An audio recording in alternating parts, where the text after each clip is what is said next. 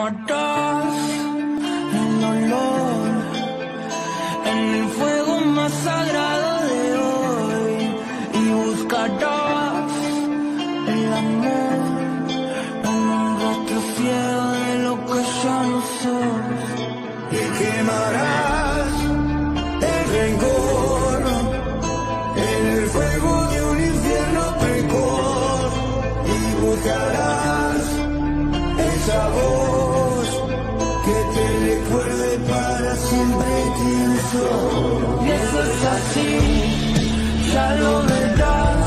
Hay gente arraigada solo a su mezquindad, en la desazón de no adueñarse del sol.